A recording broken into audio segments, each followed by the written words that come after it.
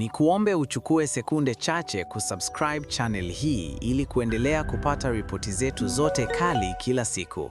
Asante. Chama cha Demokrasia na Maendeleo Chadema kimesema kinaona viashiria vya uwepo wa ushahidi wa kutungwa katika kesi ya uhaini inayomkabili mwenyekiti wake Tundu Lissu. Chama hicho kimeeleza kuwa aina na mtiririko wa ushahidi unaowasilishwa na upande wa mashtaka unaibua mashaka makubwa kwa upande wao.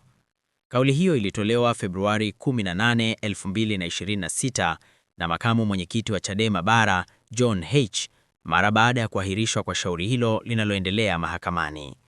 H amesema kuwa kwa mujibu wa tathmini ya chama, kuna mfanano katika baadhi ya vielelezo vinavyowasilishwa unaodaiwa kuashiria uwezekano ushahidi huo kutengenezwa.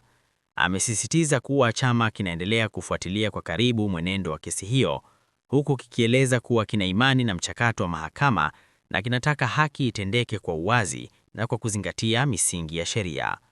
Aidha, amedai kuwa ushahidi uliotolewa hadi sasa haujaonyesha uthabiti unaotarajiwa katika kesi yenye uzito kama huo.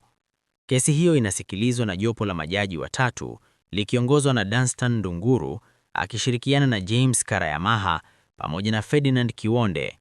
Katika hatua ya karibuni, upande wa mashtaka uliwasilisha shahidi wa 11 aliyefahamika kwa utambulisho wa P7 ambaye alitoa ushahidi wake kabla ya kesi kuahirishwa hadi tarehe itakayopangwa.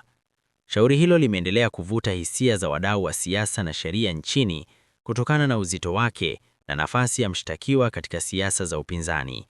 Hadi sasa, mahakama haijatoa kauli rasmi kuhusu madai yaliyotolewa na Chadema, huku mchakato wa usikilizwaji ukiendelea kwa mujibu wa taratibu za kisheria na pande zote zikiwasilisha hoja na ushahidi wao mbele ya jopo la majaji.